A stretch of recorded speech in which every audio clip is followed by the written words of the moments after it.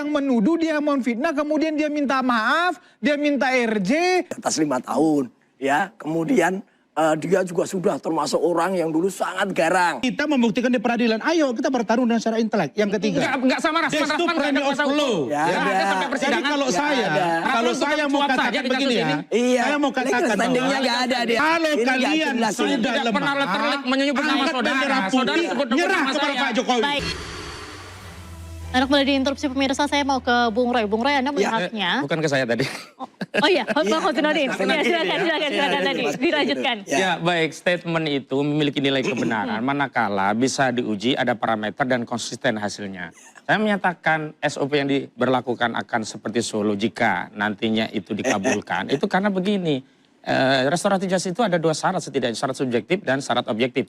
Yang disebutkan Bung Rasman itu kan syarat subjektif berkaitan dengan permintaan maaf, permaafan dan kesepakatan perdamaian di antara para pihak. Tetapi ada syarat objektif yang tidak bisa dilanggar, yakni apa? Ancaman pidana dari perkara yang direstorasi itu kurang atau setidak-tidaknya hanya 5 tahun maksimum. Sementara kasus ini ada pasal 32 dan 35 yang ancamannya hingga 12 tahun. Maka kalau kasus ini dipaksakan di RJ, sama seperti kasus Egy Sujana, itu kan ancamannya di atas 5 tahun, bukan maksimal 5 tahun. Dan itu sudah diatur, tidak bisa RJ. Tapi lagi-lagi kalau kita kemudian mengatakan bahwa ini SOP Solo, ya ada kebenarannya, ada parameternya, ada sesuatu yang diatur secara objektif di dalam ketentuan perundang-undangan, itu tidak terpenuhi, tetapi RJ itu tetap berjalan. Kenapa? Karena secara tegas Egy Sujana menyatakan, diperintahkan oleh Jokowi, polisi untuk menerbitkan SP3, maka diproseslah bedanya.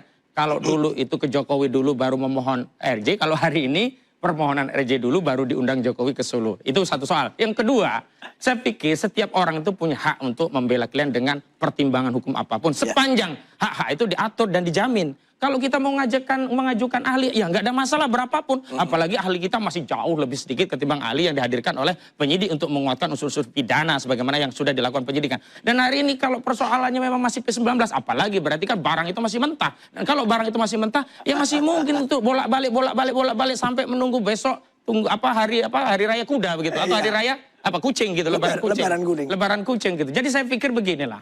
Kalau memang punya ukuran, parameter, dan punya keahlian, sampaikan sajalah. Dan itu adalah pikiran-pikiran yang dijamin oleh konstitusi. Tidak perlu intervensi masuk kepada ranah milik orang lain. Seolah-olah dirinya yang paling ngerti, paling pinter, paling jago. Padahal pada kesempatan yang sama, dirinya juga tidak bisa lepas dari jerat hukum yang menimpa dirinya. Begitu. Baik, tanggapannya Bung Freddy?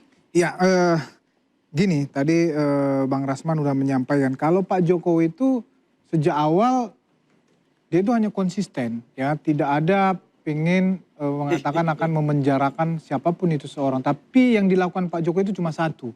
Ya, menyerahkan permasalahan ini kepada mekanisme hukum. Ya, dan sekarang itu sedang berproses. Nah, ketika pihak yang menuduh meminta maaf, memohon restoratif justice, yang tadinya mereka ini saling bahu-membahu, ya saya rasa publik bisa menilai lah. Ya, bagaimana ya nilai kekuatan tuduhan-tuduhan mereka ini. Ya, mereka dipatahkan oleh mereka sendiri. Kan begitu. Jadi di dalam demokrasi ini ya kebebasan mengkritik ya itu boleh-boleh saja. Tapi tidak ada kebebasan menuduh. Dan kebebasan yang bertanggung jawab adalah ikuti proses hukum. Ya, jangan membangun ya narasi-narasi yang sebetulnya ini mereka sendiri yang sudah saling mematahkan, kan begitu. Kemudian dibangun narasi seolah-olah ya Pak Jokowi yang ikut bermain di sini pecah belah, ini yang kita yang tidak mau. Nah, ini publik harus dikasih penjelasan bahwa ini Rismon yang mau. Dia yang menuduh, dia yang memfitnah, kemudian dia minta maaf, dia minta RJ, nah kemudian dibangun narasi Pak Jokowi yang mau pecah belah. Inilah kami yang tidak mau, makanya kami sejak awal sampai sekarang minimal klaster 2 ini harus sampai di persidangan, harus dibuktikan di persidangan. Itu. Silakan Bung Roy. Oke, saya ingin juga tambahkan tadi, ketika sidang CLS di Solo, ya tanggal 18 Februari, kebetulan 2 ahli yang dihadirkan, saya dan Rismon tadi. Nah, ini yang menarik kalau dihubungkan dengan statementnya Rismon, yang dia mengatakan semenjak 2 bulan sudah melakukan penelitian. Tanggal 18 Februari kemarin, belum ada sebulan loh. Rismon itu melakukan kesaksian ahli di Solo. Dan dia menyatakan ijazahnya palsu. Makanya Ini ada lawyer yang dari Solo, Dr. Taufik, mengatakan Rismond bisa jadi terkena kesaksian palsu. Ya saya kasihan terus terang pada Rismond. Sudah kemudian tadi kalau kata Mas Kosidin, ekspresinya sudah kehilangan sama sekali kewibawaannya, kehormatannya. Belum tentu juga RC-nya diterima. Lah kalau diterima juga lucu, ya gitu. Karena kan ancaman hukumannya tadi kata Mas Freddy di atas 5 tahun. Ya, kemudian dia juga sudah termasuk orang yang dulu sangat garang. Tapi ya, Bung Roy melihatnya permintaan atau pengajuan RJ ini adalah kehendak pribadi dari Rismond sendiri atau ada tekanan di belakangnya? Seperti ya, yang kemarin ada pelaporan ijazah palsu di Yamaguchi itu. Masyarakat bisa menilai lah Mbak Diandra. Jadi artinya sikap Rismond yang biasanya, bandingkan aja orang yang awam aja bisa melihat video-videonya Bang Rismond itu di Bali G Academy itu. Dengan 2 video terakhirnya yang dia tampak membaca teks, tanpa ada guiding sangat. Itu mirip-mirip lah dengan video salah satu ketua umum partai sebelum mengundurkan diri waktu itu. Ya, yang tiba-tiba hari Sabtu malam bikin video, Minggu pagi ditayangkan, dan kemudian dia mundur. Ya kalau nggak mundur dia ditangkap waktu itu. Akhirnya dia mundur, partai besar waktu itu. Nah itu sama persis. Ada kondisi. Jadi sekali lagi, ya kalau menurut saya sih tetap mendoakan yang terbaik buat dia. Tapi ya, kalau yang soal metodologi, ini kan Rismond menyampaikan ada metodologi dia yang salah terkait dengan pencahayaannya begitu. Nah bagaimana nih menurut Mas Roy? Sama sekali itu hak dia kalau dia salah. Dan kesalahan dia tidak berarti kami salah. Kalau tadi dikatakan ada 2 gugur, enggak ada gugurnya sama sekali. Ilmunya juga beda. Ya ilmu saya ilmu telematika, telekomunikasi, multimedia dan informatika. Ilmu dia kan digital forensik. Digital forensik itu hanya bagian kecil dari multimedia. Dokter Tifa ilmunya lain lagi, neuropolitika. Jadi nggak akan bisa saya mau dicopot isi dia silahkan. Tapi juga sekarang mulai ribut nih teman-teman di seluruh Indonesia. Wah bukunya kalau gitu mau kita kembalikan aja deh bukunya atau bukunya kita gak ada ya. Tapi tulisannya Roy Suryo sama tulisannya Dokter Tifa biarin ada di buku itu kata mereka. Gitu. Oke, Bang Rasman silakan tanggapannya. Baik, saya mencatat ada 3 belum closing kan ya tadi? Silakan. Ya.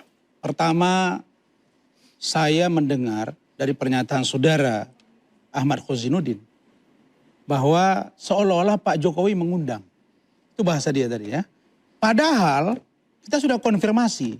Bahkan kemarin sore kita masih chattingan, kalau tidak ada kata maaf yang terlontar dan tidak mengikuti aturan hukum yang berlaku sekarang, maka tidak akan ada yang namanya RJ. Itu ya, jadi tidak diundang, jangan disesatkan orang. Yang kedua, Saudara Khozinuddin ini selalu menyindir. Saya mau beritahu Anda juga terlapor sekarang. Dan apa masalahnya? banyak tokoh nasional. Kan Anda mengatakan tadi bahwa menyindir saya. Dia tersindir. Jadi kalau saya mau katakan Anda diproses hukum, saya diproses hukum itu biasa saja. Kita bukan memperkosa, bukan mencuri, bukan koruptor, bukan fitnah orang. Kita membuktikan di peradilan. Ayo kita bertarung dengan secara intelek. Yang ketiga. Enggak sama Rasman nggak ada kuasa hukum. Jadi kalau saya mau katakan begini ya. Saya mau katakan standingnya nggak ada dia. Dengan adanya pengacara Refli Harun dan legal standing nggak punya.